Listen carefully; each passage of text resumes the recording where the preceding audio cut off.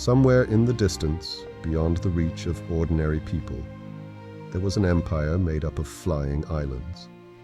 These islands floated in the sky, each unique in its landscape, its culture, and above all, its culinary traditions. This extraordinary realm was home to the gluttonous king, a ruler notorious for his insatiable appetite and boundless greed for exquisite food. The gluttonous king resided on the largest island, which was a vibrant center of culinary arts. His palace, built of shimmering crystals and gold, overlooked fields of exotic ingredients grown by skilled farmers. Chefs from all over the empire vied for a position in his kitchen, as cooking for the king was considered the highest honor. But the king's hunger was never satisfied, and he grew tired of the same flavors, no matter how elaborately the food was prepared. One fateful morning, as the sun cast a golden glow over his kingdom, the king summoned his most loyal advisors and soldiers. "Bring all the islands closer to me," he commanded. "I want to taste the food of all the lands of my kingdom." His eyes lit up with a burning desire that sent a shiver down the spines of his courtiers. The king's armies, mounted on magnificent flying dragons, set off at once. These dragons were majestic creatures with scales that shimmered like precious stones, and their wings flapped with the force of 1,000 storms. They flew through the skies and descended on every flying island with a terrifying roar that echoed through the clouds.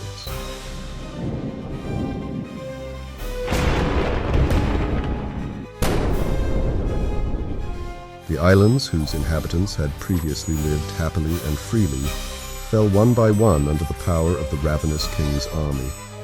The soldiers, clad in shining armor, used enchanted chains to bind the conquered islands to their own.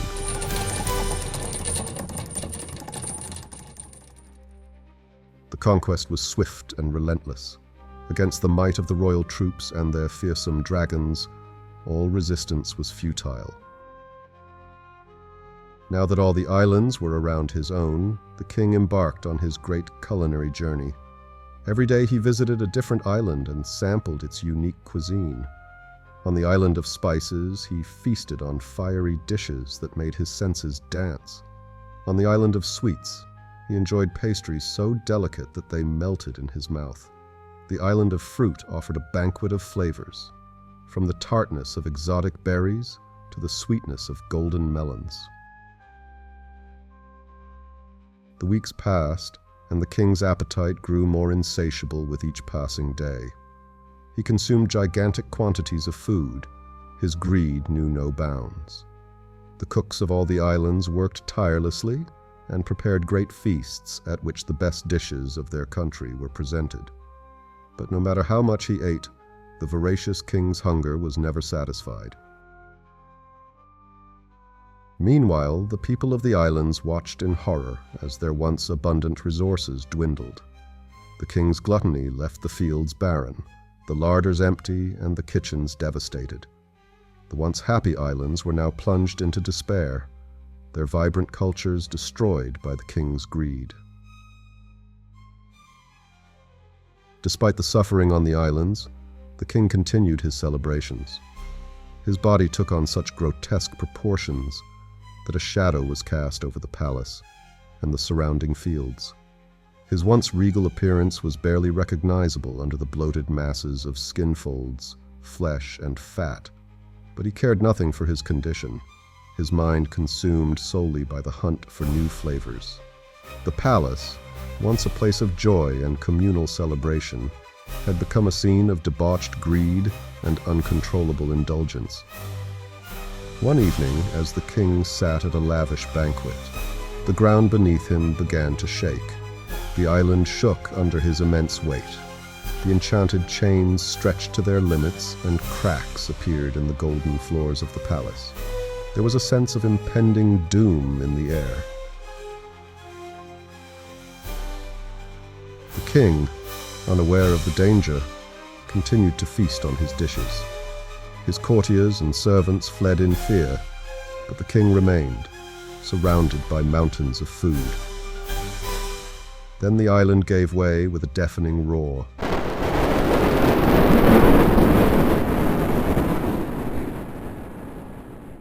The enchanted chains broke, the island began to disintegrate and plunged into the sky.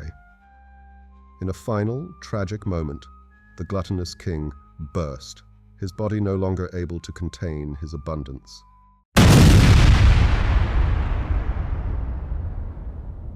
The explosion sent waves through the air, scattering the remains of his palace and the island in all directions.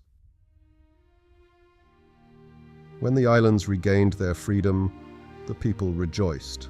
They were finally freed from the king's tyranny, returned to their homes and to their own fields and kitchens, and were determined to restore their realm to its former glory.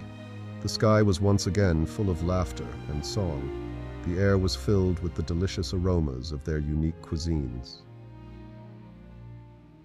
The tale of the gluttonous king became a legend, a cautionary tale told to the children as they gathered around the fire in the evening. The islands continued to flourish, their cultures and culinary traditions thriving without the king's greed. They celebrated their freedom with great feasts, where each island shared their food in a spirit of unity and joy. And so the kingdom of the Flying Islands lived on, a paradise of diverse and vibrant cultures, forever free from the shadow of the gluttonous king. The sky was clear, the land rich, and the people lived happily and in harmony for all eternity.